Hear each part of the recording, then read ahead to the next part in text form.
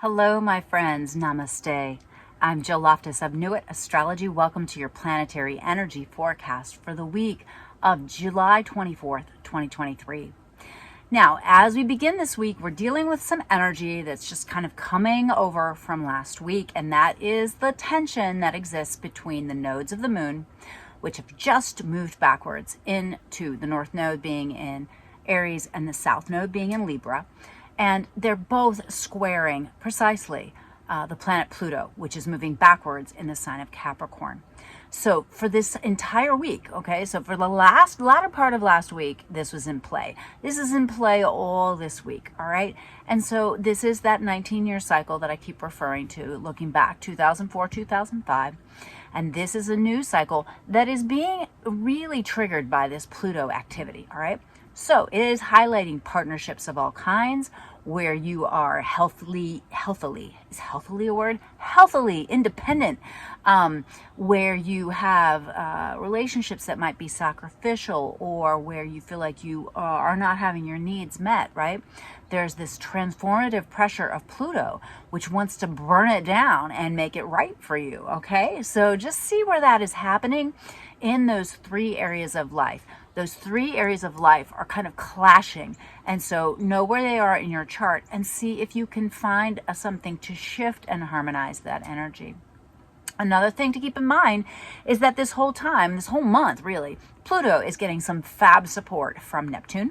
So some inspired ideas about how to change the structures, the things that have been breaking down, right? So make sure you have plenty of time this week for inspiration, and however you get that, right? Like sometimes it's, doing menial tasks, sweeping or raking or chopping, doing that without any distractions. The body loves that rhythmic movement, and it kind of puts you in almost like a trance kind of state, and you can really kind of grasp some of the great ideas that might filter through from these connections. Another energy that we're dealing with most of the week is that Mercury, the sign that relates to our mind and communication, is walking hand in hand with Venus, who is backing up in Leo. Now, towards the end of the week, they're gonna switch, right? Venus is gonna keep moving backwards through Leo. And Mercury is on its way to move into its favorite sign. But in the meantime, they hang out together in the sign of Leo, which is very dramatic, right? And wants to talk and wants to be heard and wants you to listen, right? Listen to them, give them attention. And so people might really be in their feels. The other interesting feature with this is that they together are both sending really lovely energy to the nodes of the moon. And so the answer this week is be Leo about it, right? And the empowered Leo, right? Not the wounded lion with the thorn in the paw, and certainly not the lion who is all bluster and bluff. But instead be that, spend a little extra time this week making yourself feel confident, wearing the clothes that really make you feel like yourself, do a little extra, just take the time to do that so that you can feel empowered, and make sure you have time for creative sparks. Again, however you find that time in your daily life, right?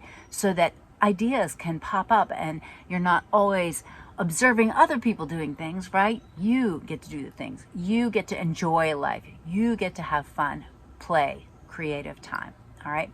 Both of these things are really important.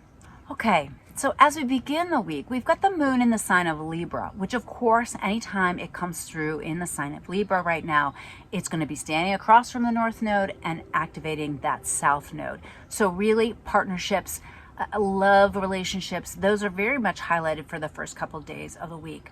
Now on Tuesday, the 25th, we have a beautiful energy between that Libra moon and over to the Mercury and Venus, but it does pick up that clash energy with Pluto, right?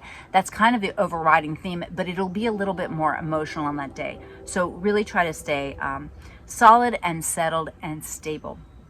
On the 26th, we have the moon shifting into Scorpio, right? Totally different vibe, a little bit more intense, but it's sending some really beautiful energy over to Saturn. So this is like a really intuitive kind of like pierce the veil, like see what's going on kind of vibe on this day. It also sends nice energy to Mars, but it will stand across the sky from Jupiter. All right, so just watch that amplification of emotions, especially people might be pretty possessive about things. That can be a very scorpionic Taurus kind of energy. And you know, Venus and Mercury are starting to come together, right? So think about that. Think about like the lover coming together with the mind, right? It'd be great for sexting, just gotta say. Or any kind of like really romantic kind of declarations of love. Now keep in mind, you know, when they merge together, you can sometimes when the planets come close together, it's called a conjunction. And that means that they can't function without the other, right? They influence each other. And so there could be a lot of mentality, a lot of thinking wrapped up in things that relate to love and beauty and values, right? So make sure that, you know, you're not just talking about it, you're doing it, right? You're doing the things that make you happy, that bring you joy, pleasure, and love. Absolutely. All right. So, and then on the 27th, they come actually together and pick up that exact trine. But I think you're going to feel it all week. It's going to be a little bit of a, it's going to give a little bit more of a blessing energy to that clash that we're having with the nodes and Pluto. So it's really, really helpful. Keep in mind, there is on the 27th, a moon void, 6:36 p.m. Eastern until 8:24 p.m. You'll need to adjust that for your time zone, but that's the floaty time when nothing really sticks, so don't sign a contract or anything like that. Then on the 28th, Mercury is going to move out of Leo and move into the sign of Virgo. Now this means we have two energies in the sign of Virgo. Now we have Mars, which is at the beginning of the week kind of close to Saturn, but moving away from it, thank goodness, because Mars, Saturn, not great, right? But it's moving away, and now we have two signs. We have Mercury, the mind, and also Mars, the action, in Virgo. Let this help you to be more discerning, to take more actions that, you know, that make your daily life better. Any kind of healing or holistic healing kind of energy is really great. That's all Virgo energy. Great time to start a new exercise routine, you know, polish up the diet, you know, if you've gotten out of the good habits, hit up the farmer's market and make some changes to those types of things. It's a great energy when we have energy in Virgo. Just don't be so mean in your head to yourself, okay? That's the shadow. On the 29th, we have a moon void, 7:51 p.m. to 11:44 p.m. So pretty big moon void there. So watch that again. That's Eastern. We have the moon in Sagittarius those couple days, and it is in a little bit of a difficult energy to the Saturn, the Mars, and to the Neptune. So it's a little bit of like, don't be too rash. 28th, 29th. Don't be blurting things out, right? Remember, Sagittarius has the tendency to have hoof in mouth disease, right? You say something and you're like, wait, did I say that out loud? Yes, you did, darling. So be a little bit more careful those couple days about blurting things out or being rash in your decision making. And then as we finish up the week, we have a really nice energy. We have a beautiful connection that is building between Mars in Virgo down to Jupiter that is in Taurus. And so this is a little earth synergy here. And so there could be some real blessings and luck that come from dedicating yourself to taking a certain action. Now keep in mind, we all know Venus is retrograde, right? So in Venusian matters, they need to be redo, repair, whatever. But we are also, stepping very rapidly towards the shadow zone of Mercury retrograde. And Mercury retrograde in Virgo is going to be a thing, okay? That shadow zone starts on August 4th. So there may be some things that you want to take action on with this lovely connection between Mars and Jupiter, right? The only way, again, you can mess up Jupiter energy is to go too big, too hard, take on too much. So let that solid earth practicality keep you on the right side of effort and not overload, okay? All right. Really interesting tarot. I already ran it, so I hope you will stick around and check that out. If you found this useful and helpful, please like, please comment. I love to hear what's going on with you. I hope you're having a marvelous end of July. I don't know where this year is going, but I will see you next week. Namaste, my friends. Thank you for watching. Bye. Hello, my friends. Welcome to your Isis Lotus Tarot spread for the week of July the 24th, 2023. I have already shuffled.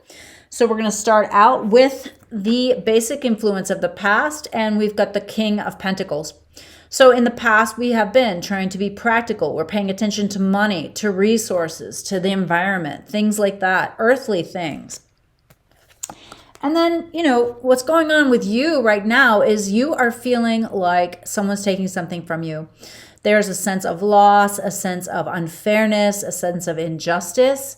You're feeling like you need to protect things, protect yourself, protect your energy in some way.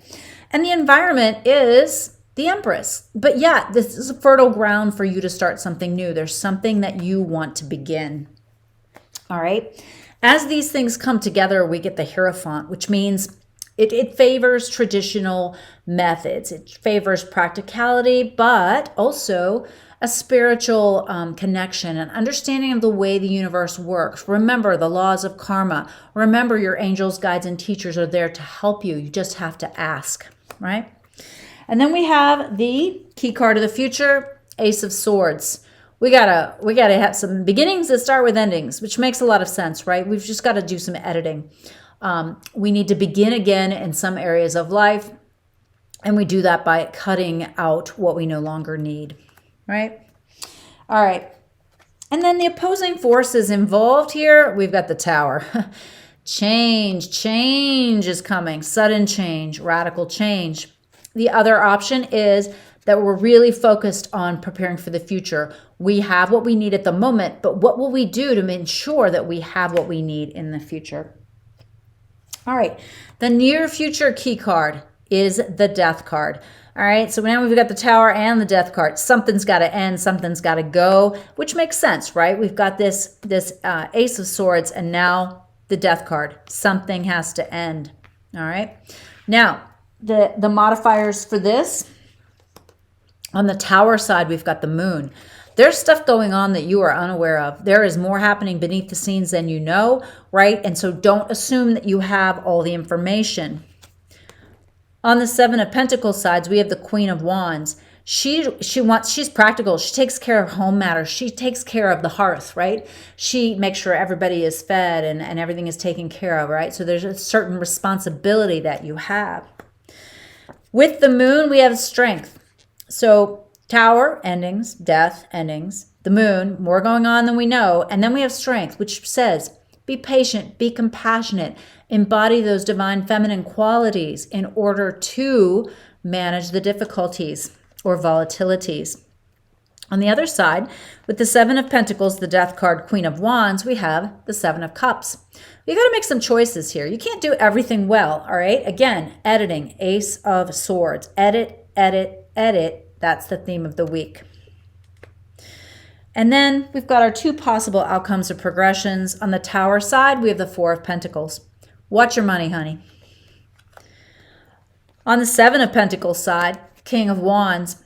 All right, we already said the Queen of Wands on this side too. So this is more of an initiation, active, moving forward, striding forward towards the goals. With the Four of Pentacles, we've got the Three of Swords. This is not going to be comfortable, okay? It's not comfortable. These are not comfortable endings, but you have to do it. On the Seven of Pentacles side, we have the Three of Wands. So Queen of Wands, making some decisions. The King of Wands, taking action, and you make some progress. So two distinct ways to work with the energy. Either it's about focused endings, right? Lots of things ending, letting go. We have to slow down, be compassionate.